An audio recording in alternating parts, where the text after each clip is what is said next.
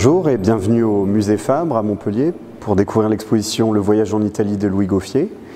Le musée Fabre à Montpellier, c'est le musée des beaux-arts de la ville de Montpellier qui regroupe donc des œuvres de peinture, de sculpture, des dessins, des arts décoratifs qui vont de la Renaissance jusqu'à nos jours.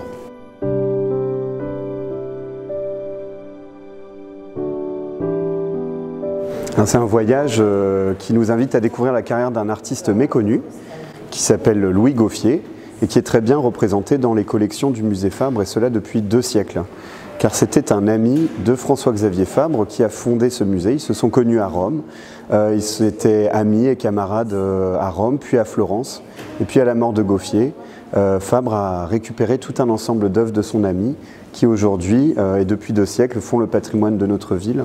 Et donc on a voulu rendre hommage à cet artiste à travers la première exposition organisée à son sujet.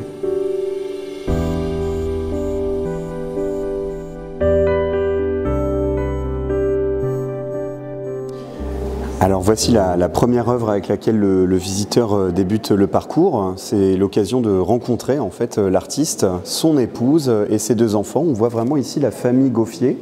Donc on a Louis à droite qui est en train de dessiner, son épouse Pauline Chatillon, épouse Goffier, qui s'appuie sur une sorte de tombeau antique, et puis les 2 petits-enfants, au premier plan le garçon Louis et au second plan la petite Faustine. Donc c'est un autoportrait en fait d'une famille heureuse, joyeuse, un autoportrait qui a été réalisé à 2 mains, puisque Louis a peint sa femme et ses enfants, mais son épouse Pauline, qui était également peintre, a peint son mari. Et donc on est dans les jardins de la Villa Borghese à Rome, et on découvre cette famille heureuse, joyeuse, ce couple d'artistes qui est en train de partir un peu à la conquête de la scène artistique romaine.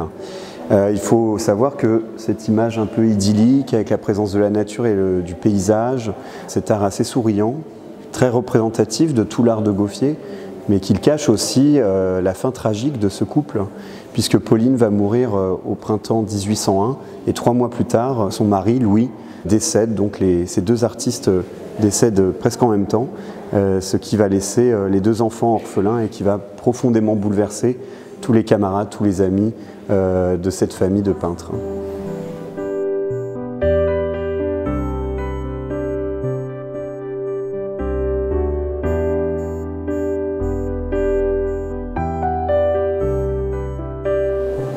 Donc on se retrouve 10 ans plus tôt, vraiment à l'amorce de la carrière de Goffier. On est à Paris et Goffier est candidat au Grand Prix de l'Académie royale de peinture, au Prix de Rome.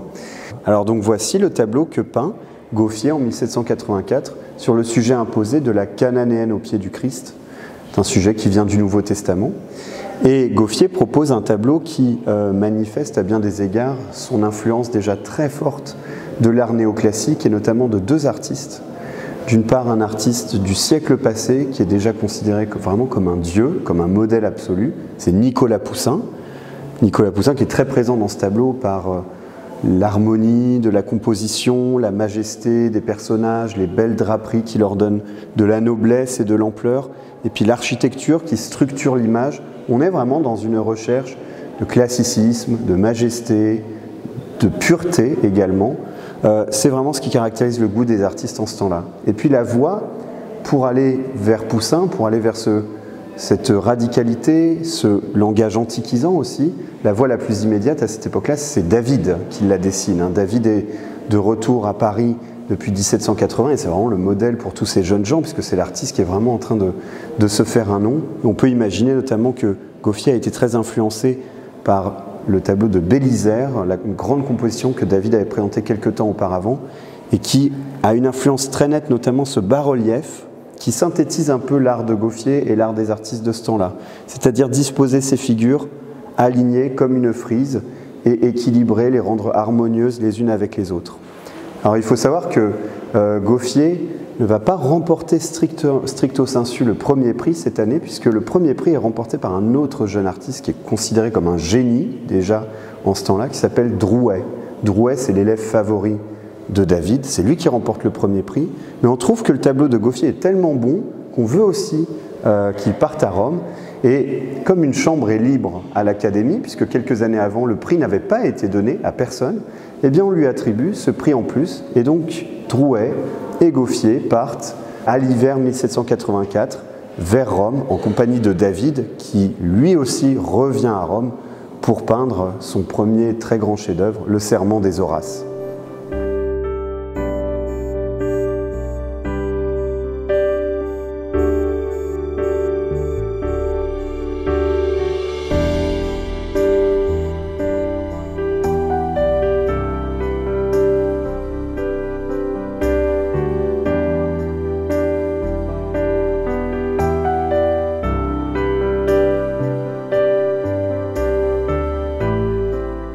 Alors donc dans cette salle, on évoque le séjour de 4 ans de Gauffier à Rome. Alors il est aux côtés de ses camarades, aux côtés de Drouet, au Palais Mancini, au cœur de la cité. Et évidemment, le cœur de sa pratique, c'est le dessin et la copie. Il est à Rome, il ne sait pas s'il y reviendra un jour, donc il n'a qu'une envie, c'est de parcourir la cité, de découvrir des monuments, des collections, d'aller visiter les musées du Vatican, du Capitole, et d'y copier, d'y trouver tout un ensemble de motifs qui l'accompagneront toute sa vie. Mais il s'intéresse également au paysage. Il dessine des vues de Rome. Ça, c'est une pratique que l'on retrouve chez tous les élèves de l'Académie de France en ce temps-là, chez tous les Français qui gravitent autour de David, mais également autour de Valenciennes, qui est le grand réformateur de l'art du paysage en ce temps-là. Et donc, on se retrouve face à ce genre de dessin très étonnant. Vous voyez, c'est des dessins à la plume et au lavis, des dessins pris depuis des fenêtres, ce qui permet de donner ce caractère très horizontal et très radical, très géométrique à l'image. Il y a vraiment une recherche de géométrisation, de classicisation, jusqu'à en donner une espèce de démesure dans cette vision très étonnante de Rome. Et puis il y a tout un art aussi très particulier qui radicalise les contrastes. On oppose l'ombre de l'encre de Chine, vous voyez, qui est très bien modulée, avec le papier, qui est laissé en réserve, comme on dit, qui est laissé neutre en fait, et qui donne cette impression de lumière et qui radicalise la géométrisation des formes et les contrastes. Donc c'est une vue de Rome très étonnante, avec des bâtiments, la vue est capricieuse, c'est un caprice, elle est reconstituée. On met côte à côte des bâtiments qui ne sont pas voisins à Rome, des bâtiments parfois qui n'existent plus, notamment ce très beau temple. Et puis on a cette tour aussi très, très étonnante, c'était une forteresse qui datait de la Renaissance et qui a été détruite à la fin du XIXe siècle pour construire le fameux Hôtel de la Patrie, le grand monument au cœur de Rome. Et on voit au pied de cette gigantesque tour 2 figures minuscules qui la regardent avec surprise, ce qui donne cette démesure de l'antique qui a tellement marqué Gauffier et tous ses camarades pendant leur séjour.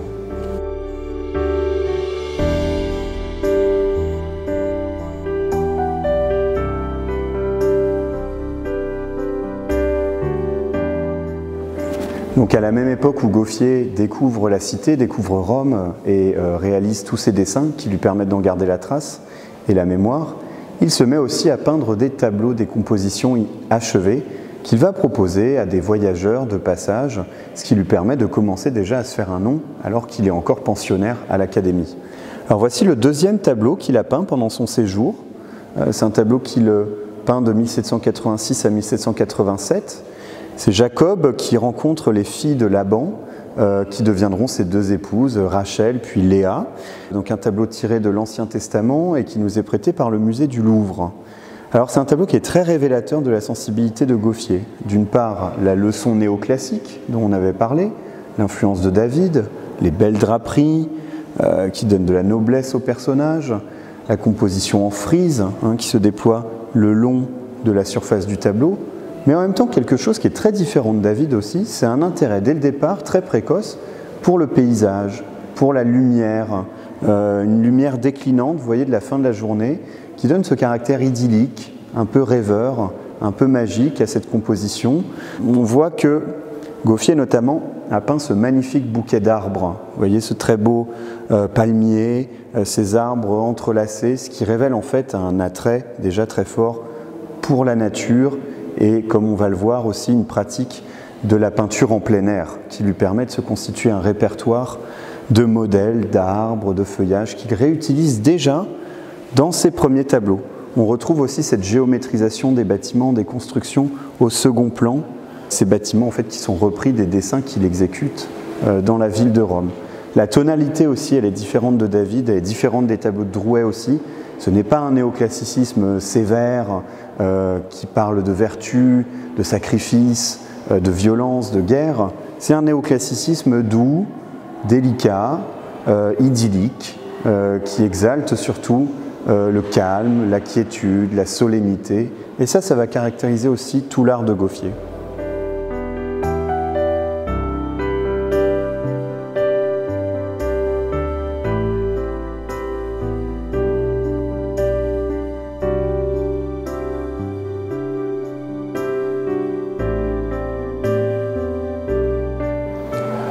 Alors donc en 1789, on arrive au terme du séjour de Gauffier, de ses années de pensionnaire à l'Académie de France à Rome, et il doit rentrer donc à Paris pour commencer pleinement sa carrière d'artiste parisien.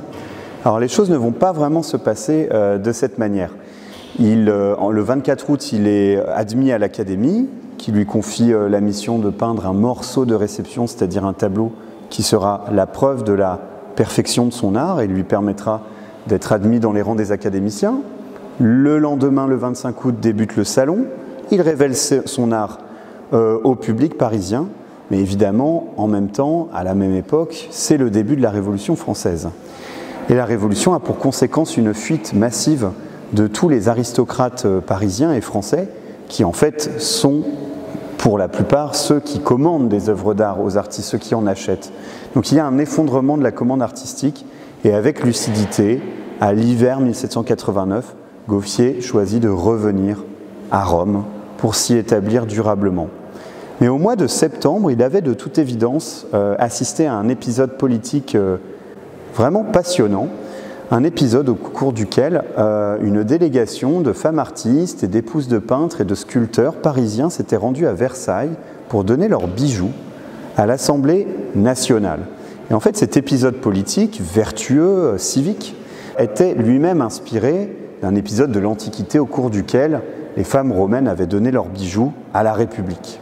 Alors Gauffier, qui a entendu parler de cette histoire, qui a peut-être assisté d'ailleurs, en tire un tableau de retour à Rome en 1790 qui révèle donc dans un environnement antique, dans une basilique sévère, un groupe de femmes avec de très belles parures scintillantes, brillantes. On découvre vraiment la beauté du trait, la beauté du pinceau de Gauffier qui est très raffiné, qui est très précieux, son goût pour les couleurs sophistiquées, chatoyantes, son goût pour tous les petits objets antiquisants, les bijoux, les parures, son approche vraiment d'archéologue, sa curiosité.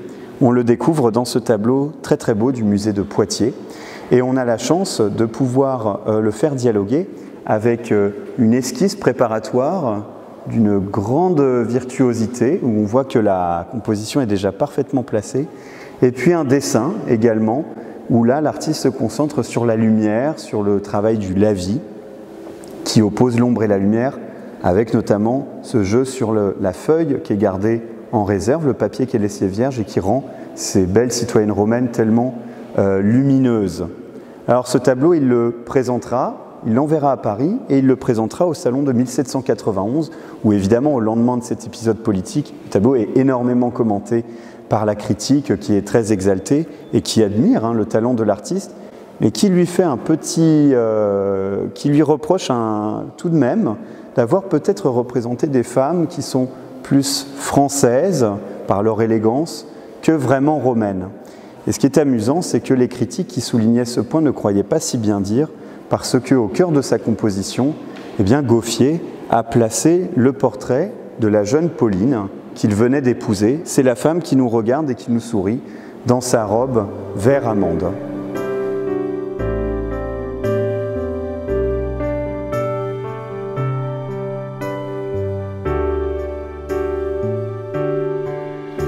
Alors ici, on a la chance de pouvoir exposer un tableau de Pauline Gauffier, l'épouse de Louis. C'est le seul tableau de sa main qu'on montre dans l'exposition parce que c'est une artiste qui est en pleine découverte et au sujet de laquelle aujourd'hui on sait encore bien peu de choses.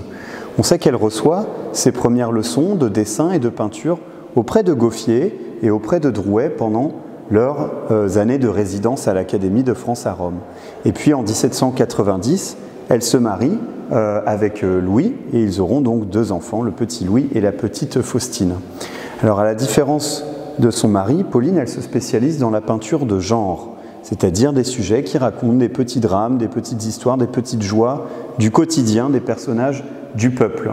Ce qui est très particulier chez Pauline, c'est qu'elle fait partie des tout premiers artistes qui se mettent à faire des scènes de genre, mais avec des costumes, des personnages dans le costume traditionnel italien. On voit que cette ménagère a un costume absolument magnifique, coloré, avec notamment cette coiffe blanche si caractéristique. Bien, ce thème des tableaux des paysans italiens, ça va avoir un énorme succès tout au long du XIXe siècle, à un niveau européen. Et bien, c'est à cette époque que ce goût pour le pittoresque italien commence à apparaître dans la peinture. Alors ce tableau, il représente voilà, un petit drame du quotidien.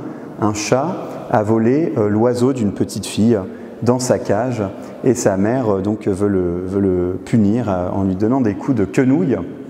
Ce qui est amusant, c'est qu'en même temps, on est à l'époque néoclassique. Donc ce petit drame du quotidien, il est représenté avec un niveau de majesté, de monumentalité qui est très frappant. La mère est de profil, la fille est de profil.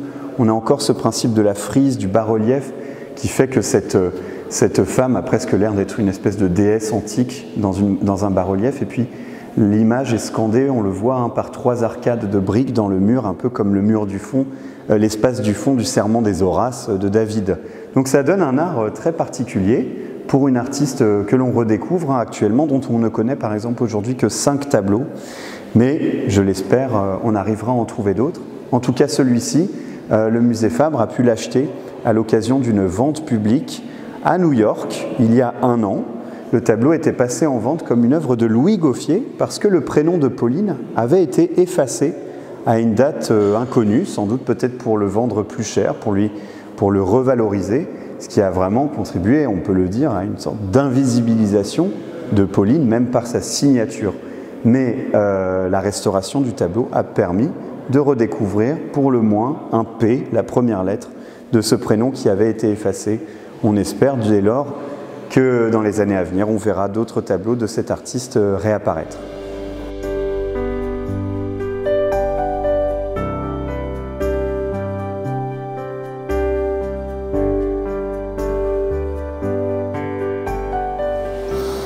Alors nous nous trouvons dans une reconstitution, une restitution d'une salle aménagée et conçue par celui qui fut le client le plus fidèle de Gauffier, à savoir Thomas Hope.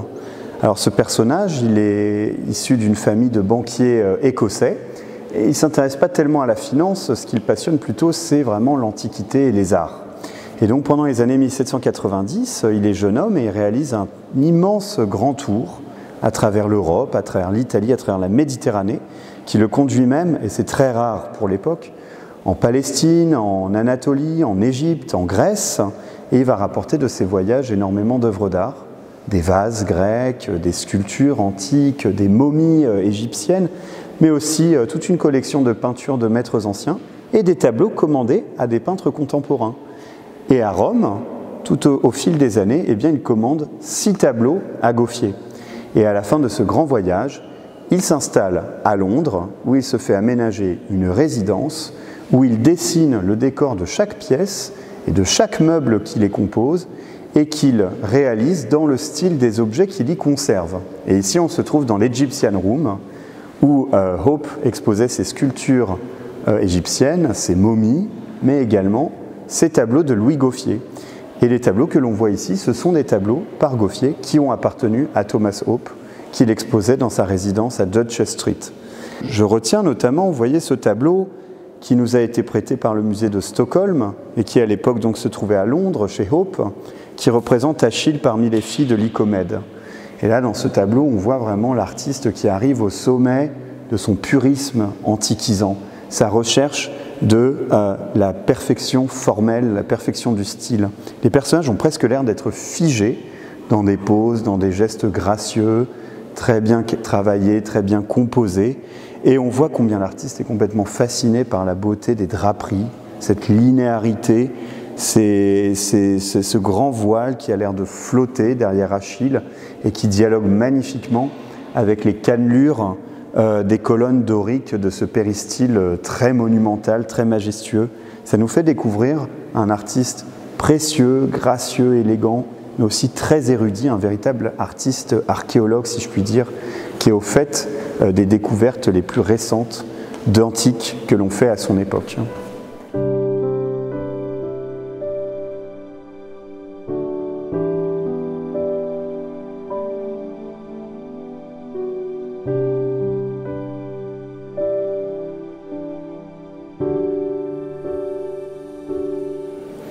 Alors voici un autre tableau que Gauffier a peint pour Thomas Hope, qui est vraiment révélateur de ce mouvement qu'on appelle l'égyptomanie, cette fascination qu'on a à travers toute l'Europe pour l'Égypte en ce temps-là. Et donc ce repos de la Sainte Famille pendant la fuite en Égypte est une des expressions les plus étonnantes.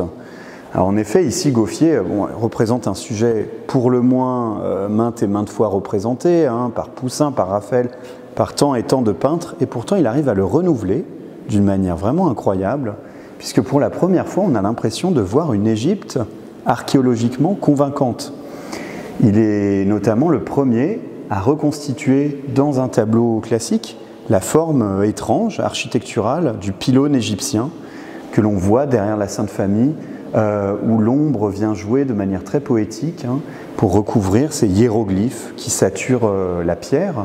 Et puis au loin, on voit une percée qui ouvre vers la terre des pharaons avec ses pyramides mystérieuses et une très belle végétation aussi, avec des palmiers, une végétation qui est très convaincante et qui sert un petit peu d'écrin protecteur au repos de la Sainte Famille qui apparaît au centre avec ces anges qui servent la Sainte Famille, qui portent des ailes extrêmement belles, des draperies extraordinaires, très bien étudiées, qui donnent vraiment peut-être le sommet de l'art de Gauffier dans la peinture d'histoire, avec ce mélange magnifique de poésie, de sérénité, de calme, de quiétude, de majesté, qui caractérise bien son art et sa sensibilité.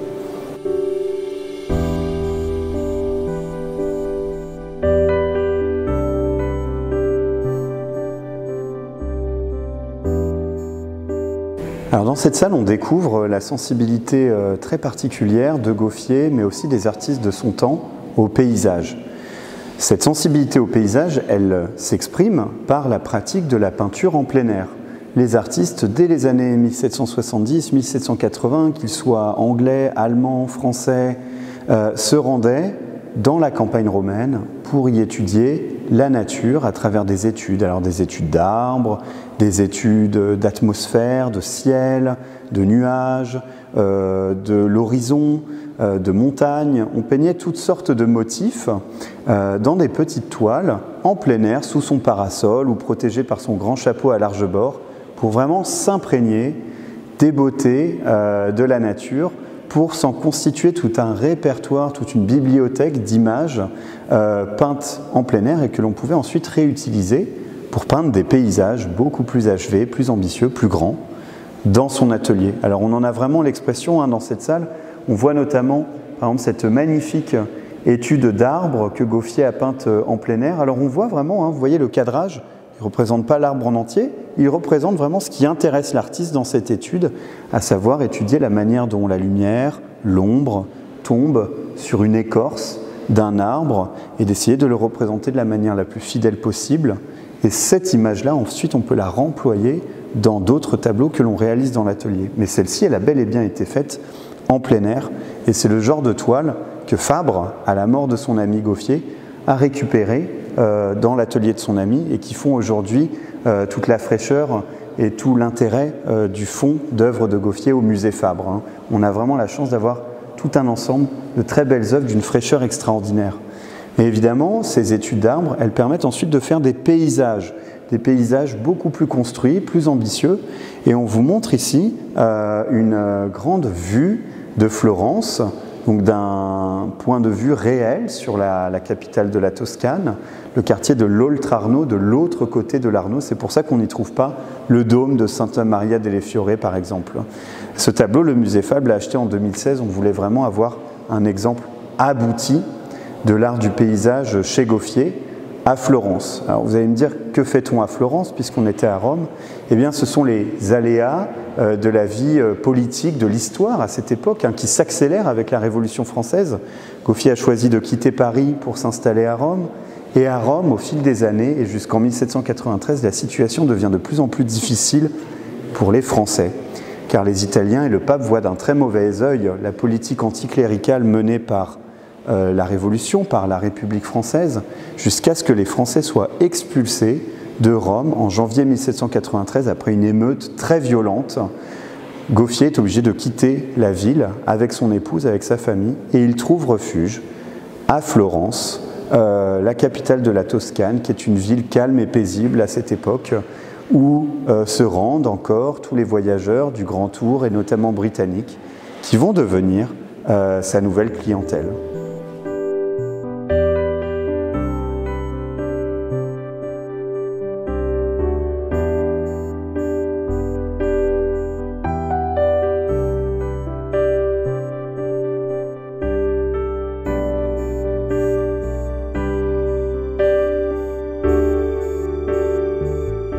Alors c'est vraiment à Florence, où Gouffier s'installe à partir de 1793, qu'il se met au genre qui va vraiment assurer sa réputation encore aujourd'hui, le portrait.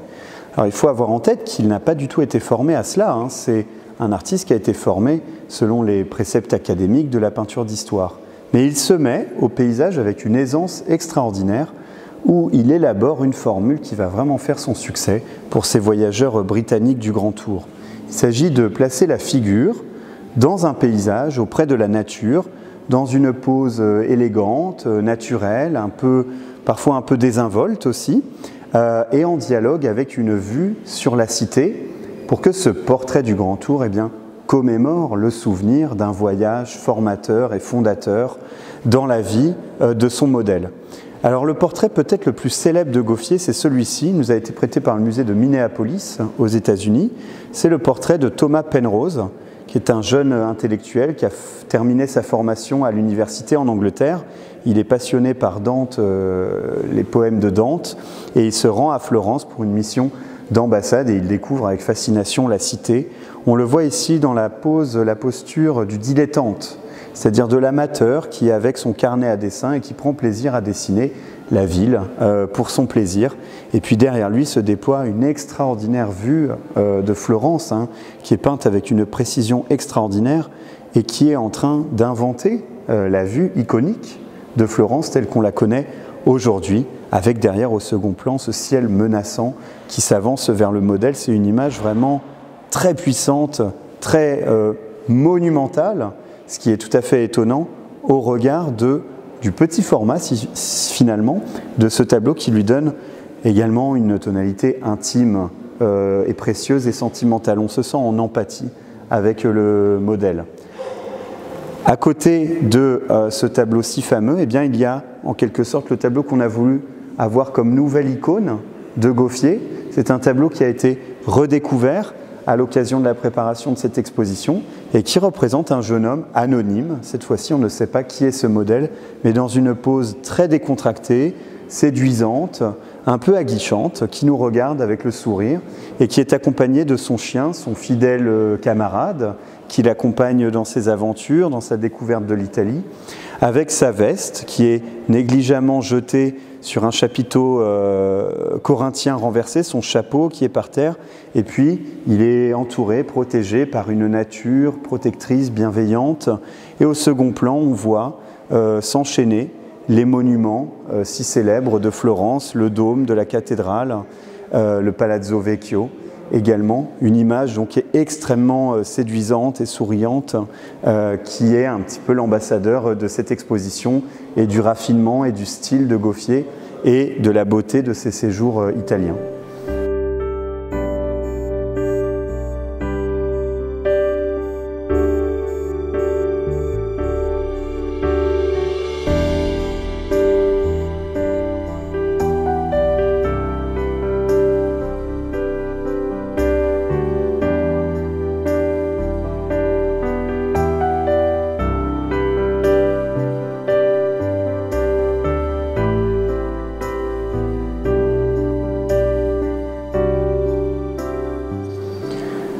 1796, à Florence, l'histoire avance à nouveau et va encore transformer la carrière de Gauffier. En effet, cette année-là, un jeune général français, Bonaparte, se lance dans cette campagne éclair en Italie du Nord et bouleverse complètement le rapport de force en Italie. Jusqu'à présent, donc, les Anglais pouvaient voyager tranquillement sur cette terre alors que l'Europe était traversée par une guerre qui la met à feu et à sang. Et tout à coup, ce sont les Français qui sont de retour, les Anglais s'en vont, les touristes internationaux de Gauffier s'en vont et ils renouent avec des Français, des officiers, des soldats, des administrateurs, des ambassadeurs qui arrivent dans la ville. Alors voici le premier d'entre eux, c'est François Millot, que l'on voit à droite, qui est l'ambassadeur de France envoyé par la Convention à Florence. Il se fait représenter avec sa famille, et donc on voit Gauffier pour la première fois qui s'essaye à un genre pictural typiquement anglais, le portrait collectif, la conversation piece, le tableau de conversation.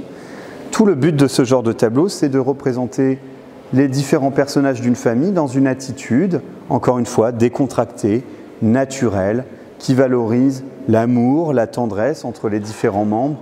Et on voit que les personnages vraiment se touchent, hein. Il y a quelque chose de très uni dans cette famille, selon justement les valeurs bourgeoises contre les valeurs aristocratiques. On valorise la tendresse, la famille. Ce sont aussi les valeurs de la République, précisément, qui valorisent la famille comme première cellule civique pour les citoyens. Et effectivement, ce tableau est très politique, hein. On voit notamment que l'ambassadeur qui est en Italie, il est en costume tricolore, en bleu, blanc, rouge, avec son manteau rouge de consul, hein, d'ambassadeur, qui est presque comme une toge. Sa femme est une véritable matrone romaine, avec ses bijoux, avec sa robe, avec la taille sous la poitrine. Et puis on voit que cette famille, elle est entourée également d'une allégorie de la République française, hein, qui apparaît sous la forme d'une Minerve, hein, une sculpture monumentale à l'antique, et un buste de Brutus à droite. Alors Brutus, ce n'est pas l'assassin de César, c'est le fondateur de la République bien des siècles avant, Junius Brutus. Et ce buste existait réellement, il existe encore aujourd'hui. C'est en fait le buste qui est conservé au musée du Capitole, qui est en bronze et qui ici est représenté en marbre. Et François Millot avait été l'ambassadeur qui avait négocié pour la France la paix humiliante avec le pape. Le pape avait dû, pour ne pas voir ses États envahis par l'armée française de Bonaparte, avait dû accepter de livrer une centaine de sculptures et d'antiques de sa collection, dont le buste de Brutus. Et ici, en fait, on voit l'ambassadeur de France qui pose avec le trophée, un trophée, une œuvre d'art, un chef-d'œuvre de l'art antique, représentant la République, qu'il est très fier de pouvoir rapporter dans son pays, le pays, précisément la République française.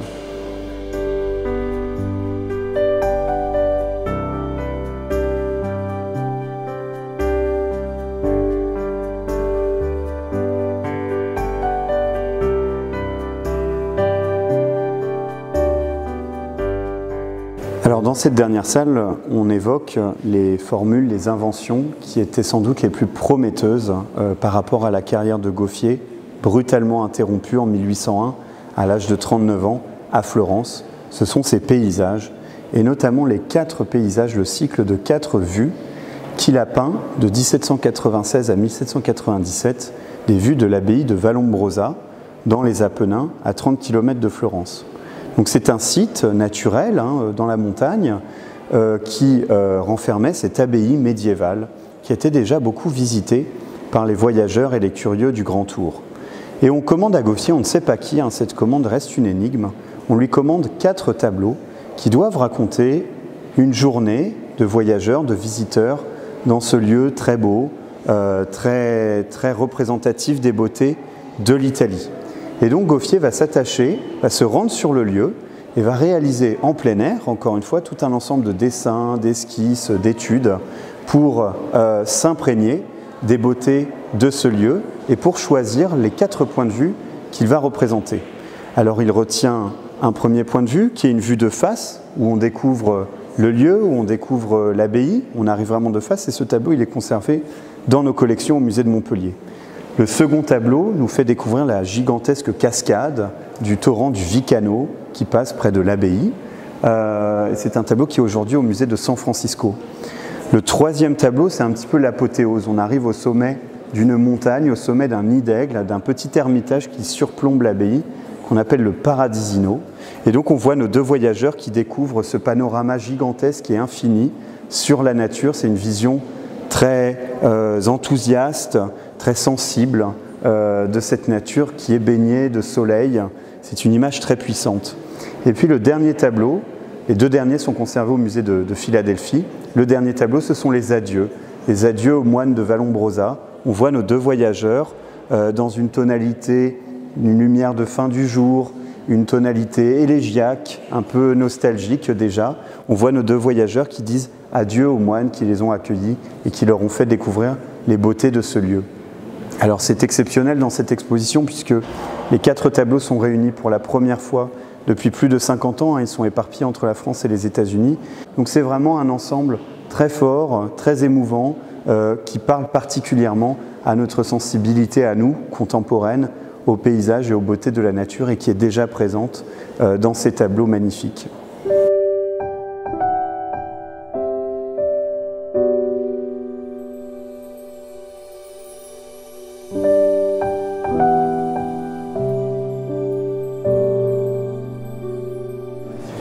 Alors à la mort de Gauffier, on retrouve évidemment son atelier, et dans son atelier il y a un petit peu toutes ses œuvres un peu personnelles, ses documents, ses études, des études d'arbres, des études de paysages, des dessins, des esquisses pour tous ces tableaux qui lui ont servi de matériel pendant toute sa carrière.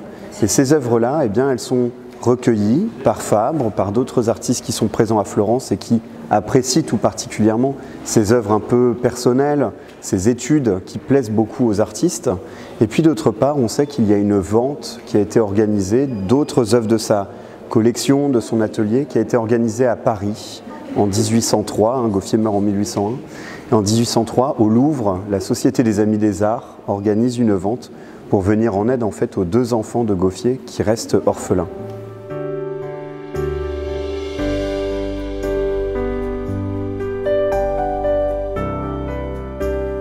Donc l'exposition Le Voyage en Italie de Louis Gauffier va se tenir au musée Fabre tout l'été et elle se termine le 4 septembre.